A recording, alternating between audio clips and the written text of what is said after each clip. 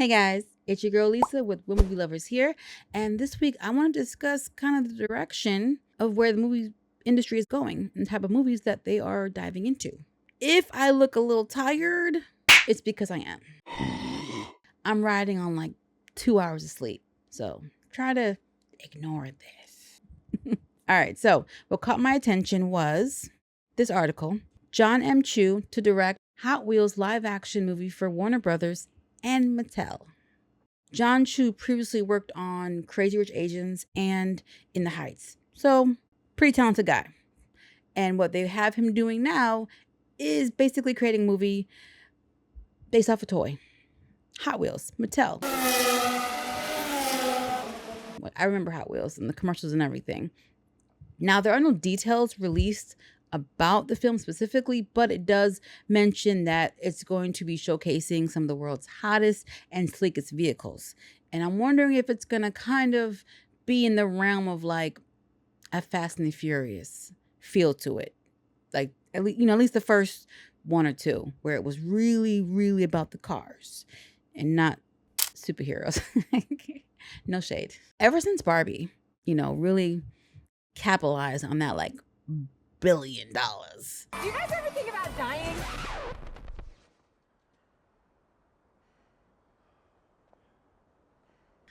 They've kind of been looking at like, we want more of that, because if it's one thing Hollywood loves, it's money. They're a business. That's what every business loves. So she was also working on a Play-Doh animated adventure.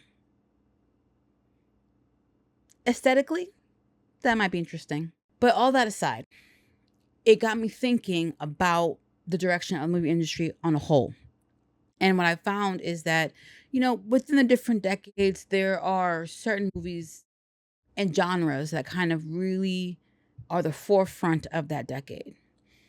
Now, there are always going to be a number of genres that are successful and good, but there usually is one or two that kind of are the driving force for that decade. So I kind of want to take a look at that and talk about that a little bit with you guys, and where I think, how I think that's going to pan out. So I did a little digging and I took a look at some of the past decades and what genres of movies were kind of spearheading them. And for the 50s, it was all about Westerns and musicals. So like High Noon, Shane, The Searchers, that was the big deal. Westerns were the jam. That's what really was funding, the box office, so to speak. Then in the 60s, Westerns continued to be popular, but there was more technical advances. So you start getting more genres, expansion happening. Like, so Youth Rebellion started coming in, rom-com started coming in, action movies started coming in. And what was really driving the 60s, big budget-wise, was historical drama films like Ben-Hur, Spartacus, Lawrence of Arabia. I've actually seen the original Spartacus from 1960s movie starring Kirk Douglas, who is Michael Douglas's dad.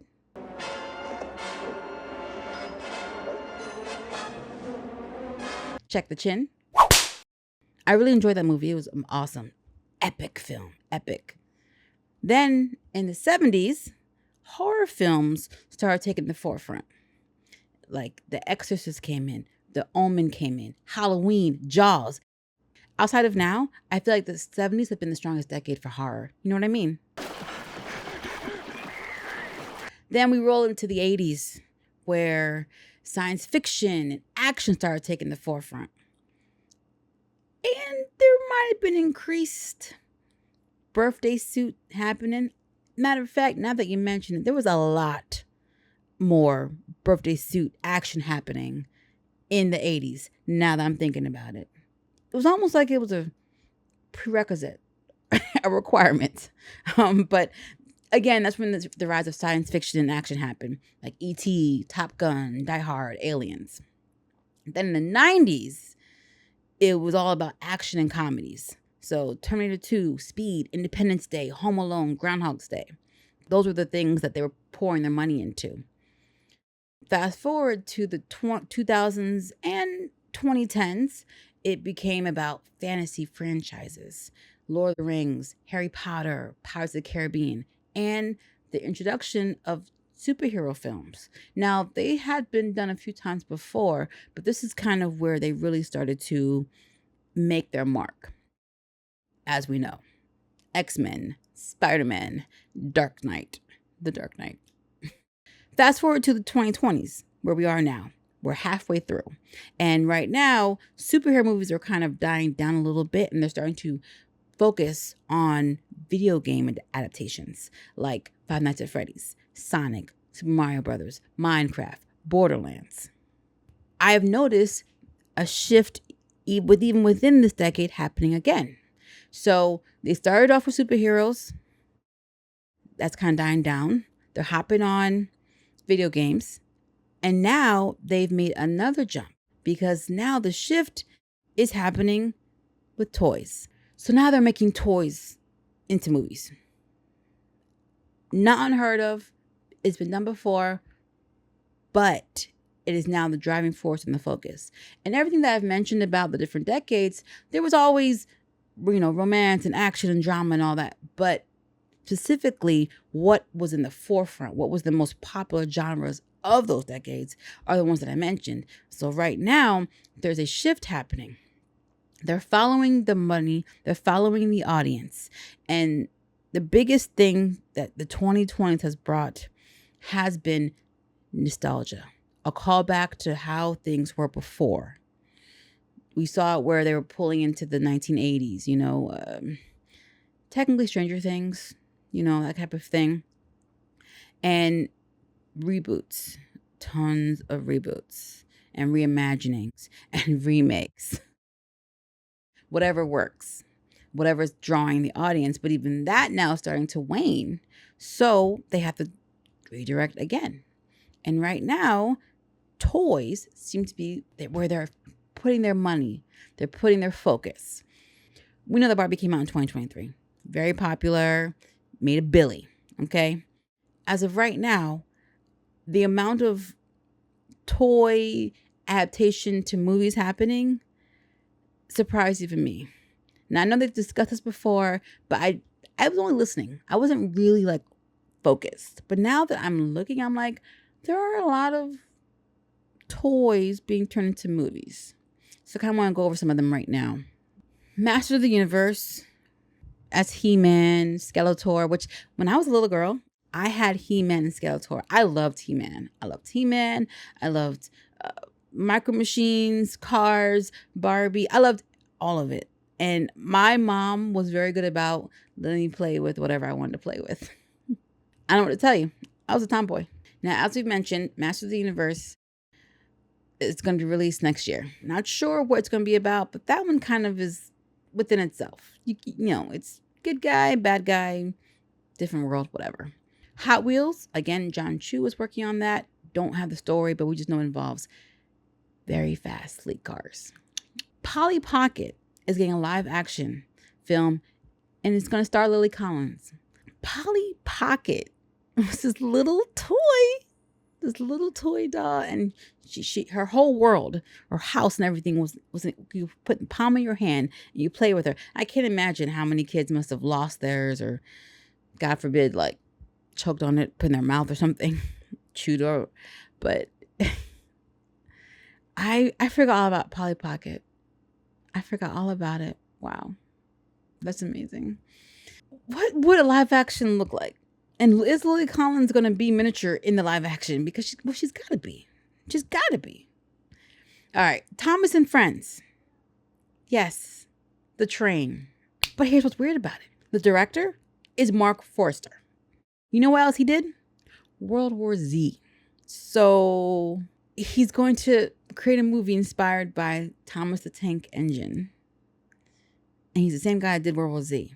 Just like with actors, it's possible for directors to kind of get pigeonholed or themselves to kind of want to do one type of genre. So it's still too early to say whether or not it's going to be a horror movie. But considering that Thomas is for kids, like kids, little kids, I don't think they're going to go that route.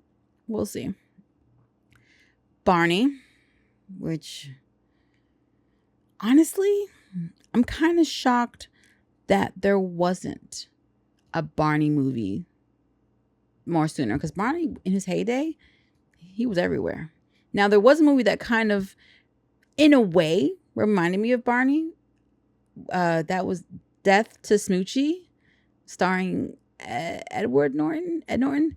So that was a good dark comedy. Oh, I love that one. Death to Smoochie. What a classic. That was totally different thing. It was about a naive guy who saw the world with only like rose-colored glasses on everything, and he got dealt the real world, but he still kept who he was at the end. Anyway, so A24 is adapting this, and what they're going for is a surrealist film. So think adaptation, being John Malkovich. And the producer for Get Out is on it. So their idea is a 30-something person is growing up with Barney, and the level of disenchantment within the generation that's happening. So real world, not an escape, a mirror, basically, is what I'm thinking. Not an escape from society, a mirror to society. Uno. They're going to do a movie based off of Uno. How? Do the cards come alive? Like, what's happening? Magic 8 Ball. Will Andy pick me? Don't count on it all! Ooh, this one's going to be a horror movie based on the fortune-telling toy. And the writer for Cocaine Bear is on this. So I'm hearing horror and I'm hearing horror comedy. Now, since it's a Magic 8 Ball, I'm leaning more towards maybe it's a horror comedy because the concept alone feels light enough to be funny. They're doing a live action Viewmaster movie. Do y'all know what Viewmaster is? The little you have these little pictures and you put it in the Viewmaster and you put it over your eyes and you would just click the little thing and it would go to the next picture, go to the next picture. So think of kind of like a kaleidoscope in a way, but with just different images. Oh, those were fun. Oh man. Okay, they are. You know what? I feel like the genre of the 2020s is nostalgia. And they're just using different forms to deliver it to you. Rock'em Sock'em Robots. A movie based on the battling robots, which Vin Diesel is signed on for. Isn't that just kind of Real Steel with Hugh Jackman? Okay. Matchbox. Now this one's weird because Matchbox was the competition to Hot Wheels until they got purchased. So you're doing a Hot Wheels movie and a Matchbox movie? They're doing a Monopoly movie with Margot Robbie's company producing. Is that just basically going to be a movie on Wall Street? Greed, for lack of a better word, is good. American Girl. Okay. So this one's going to be family comedy. All right, a family comedy based on the world of dolls. I wonder what that's going to look like. And they're doing Toys R Us live action, aiming to capture the nostalgia. I knew it. They're trying to get you. So again, this isn't the first time that they've done this. They, in previous years, they've released Trolls. Remember those little ugly trolls? Well, they made them cute and animated them. So, and then we got I think 3 or 4 movies out of it and a TV show. And of course, G.I. Joe. And the sequel, which was the first one with Channing Tatum and Marlon Wayans. Love that one. Love the direction. Love everything about it. No notes. The second one, when you brought in Bruce Willis, right? Or was that The Rock? I can't remember now. So that's what we're looking at, guys. As far as the direction, what's happening, where things are going. They are set on riding the coattails of our nostalgia until the wheels fall off. The problem with that is they're not creating anything of their own for the 2020s, for this generation to kind of latch onto. And as we know, there's way more distractions, way more opportunities for other forms of entertainment. And it's like a snake eating itself at this point.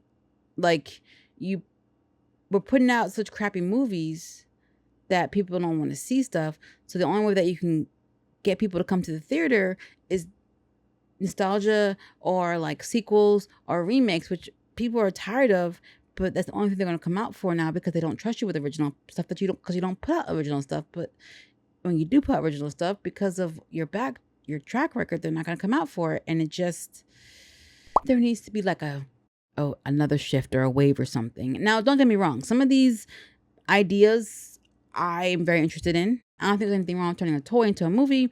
And I feel like inspiration comes from anywhere. That's what I love about movies, entertainment, and like the imagination and the opportunities and all that stuff. I love that. So I don't see that as a bad thing at all. Like at this point, at least this is different. At least it's different. Different is good. Now, some of these, I can already tell you, I feel like I've already seen the movie in another way, but what are you gonna do? So I am going to just kind of see how things go, because technology is changing, even animation, they're kind of shying away from certain aspects of animation. I think personally they need to bring back 2D animation. I love Pixar. I love the 3D. Keep it. But let's not completely drop the ball on 2D animation. It still has its place. And freaking anime over the seas is popular. People love it. 2D is not the problem. You just have to have good stories, obviously. Yeah, that's all I have for right now. What are you guys thinking? Do any of these ideas sound good to you? Are you interested in anything that I've talked about? Any movies coming out? I can tell you a few of them that I'm interested in. Obviously, the horror comedy one caught my eye because like my favorite genre. But there are a couple of other ones here that I'm like, I want to know more. I'm interested to know more. Let me know what you guys think in the comments, and let's have a conversation. Do you like the direction of where things are going? And this is not to say that they're not going to be putting out more video game movies or superhero movies. They're just bringing in a whole new thing. So we will see how things pan out in the next couple of years. All right, guys, if you enjoyed today's video, please hit that like button, subscribe, hit that notification bell so that we can always be in tune with each other. You know what's going on, what I'm doing, what you're doing, that kind of stuff. And many thanks to my top tier Patreon members, Von, Kurt, and Thelma. Thank you so much. I appreciate you guys and all that you do. And if you guys are looking to help support or be a part, check out my Patreon, NXG Global Productions, where I release writing and filming tips, behind the scenes, sometimes a rant here or there, Q&As, and all that jazz. I'm looking to build a community and would love to have you be a part. Take care and see you guys in the next video. Bye.